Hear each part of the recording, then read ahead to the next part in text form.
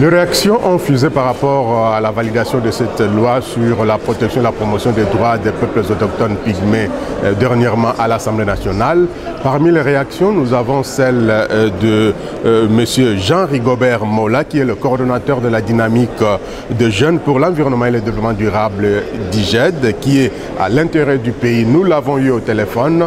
Il s'est dit émerveillé à cause, bien sûr, de la validation de cette loi. Nous l'avons eu au téléphone depuis le territoire de Kiri. Nous sommes là dans la province de Maïndombe, où il séjourne dans le cadre, bien sûr, de ses activités environnementales. Je vous laisse suivre l'entretien que nous avons eu avec Jean-Rigobert Mola, coordonnateur de la DIGED, dynamique de jeunes pour l'environnement et le développement durable. Suivez. Monsieur Mola, bonjour. Bonjour. Vous êtes coordonnateur du FOGEF. La dynamique de jeunes pour l'environnement et le développement durable d'IGED. De la DIGED. Alors, le Parlement congolais, ou disons l'Assemblée nationale, vient d'adopter la loi portant protection des peuples autochtones et tout ce qui s'ensuit. Vous, en tant que responsable d'une ONG, d'abord de questions environnementales, mais aussi vous-même en tant que peuple autochtone, quel est votre sentiment après l'adoption d'une telle loi? Merci beaucoup, messieurs les journalistes. Donc, d'abord, en premier, je vous dis que je suis en pleine joie parce que c'est un combat qu'on a eu à faire depuis longtemps. Je peux dire que depuis 2012-2013, même avant ça, donc même quand vous voyez la DGPA, c'était aussi ça en fait. Il y a eu des élites, les vieux, qui ont commencé, on a eu le temps de attraction, mais c'était l'objectif qui a permis dans le sens d'arriver à ces résultats. Donc j'ai des sentiments un peu, comment dirais-je, je ne peux pas même dire un peu, mais j'ai des sentiments vraiment de satisfaction, oui, d'honneur. Et le jour où on a adopté ces lois, moi j'ai fêté, j'ai dansé, mais j'étais en province, j'étais avec des gens, on prenait, on buvait, mais je ne savais pas c'était pourquoi, mais c'était par rapport à ça. Et également, je fais partie des task force de cette loi, bien que je ne suis pas à Kinshasa, mais je fais partie de ces task force. J'ai contribué, même mes contributions à distance, en tant que quelqu'un qui fait partie des ça, en fait. Oui.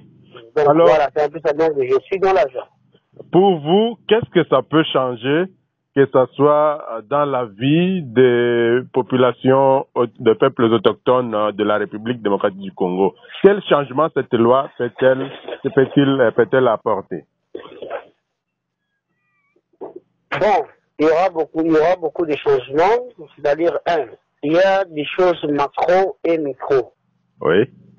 Il y a des choses globales et spécifiques. Quand on spécifie quelque chose, ça crée déjà une intention particulière. Donc c'est dans ce sens-là. Et du coup, voilà.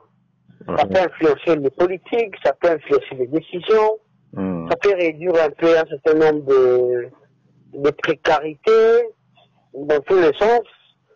Et c'est ça, en fait, ce qui est important. Oui.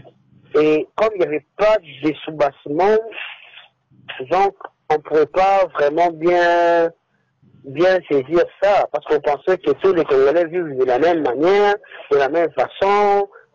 Voilà, donc il y a un peu des cas particuliers. Oui. C'est comme ça que, pour moi, je pense que ça, c'est l'occasion qui va aider. Oui. Qui va aider qu'il y ait un changement. Alors, un changement, mais certaines personnes, certains observateurs pensent que la loi qu'on vient d'adopter à l'Assemblée, c'est une loi encore discriminatoire. Pourquoi? Parce que les minorités en République démocratique du Congo, ce n'est pas seulement les peuples autochtones pygmées particulièrement. Que pensez-vous? Non, ce n'est pas la question des minorités. Ça, c'est de 1. Uh-huh. On doit d'abord savoir les termes. Dans la loi, on a bien défini tout ce qui est comme terminologie. Oui. Tout ce qui est comme concept. Uh-huh. C'est comme concept. Donc, ici, chez nous, on ne parle pas des minorités, on parle d'une catégorie de population. Oui. Donc, dans ça, c'est déjà question de minorité, il faut mettre ça à côté.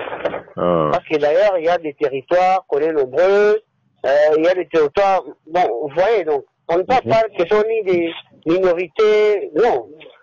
Ce n'est pas ça, en fait. Mais c'est juste, il y a un lien sur, ici, une manière de savoirs traditionnels endogènes sur cette communauté, qu'on ne sait pas les valoriser, qu'on n'a pas pu les temps de capitaliser ça, mais qui a joué beaucoup de rôles sur le prix-value même de la valeur de notre pays, en fait, auprès des tiers. Et du coup, un moment, ces gens-là vivent un peu dans la pauvreté, mais du coup, à un moment, il faut changer les choses. Il faut changer les choses parce que ce sont les gens de leur comportement, naturellement. De leur comportement, naturellement. Bon, moi, j'ai des expériences maintenant, maintenant, je commence à avoir les idées sur le fait et je commence à devenir à voler l'histoire des gens parce que, voilà, ils ont fourni ça, mais après, ils gagnent rien. Voilà, ils commencent à voler l'histoire des gens parce qu'ils se sont vraiment lésés. Voilà un peu ça.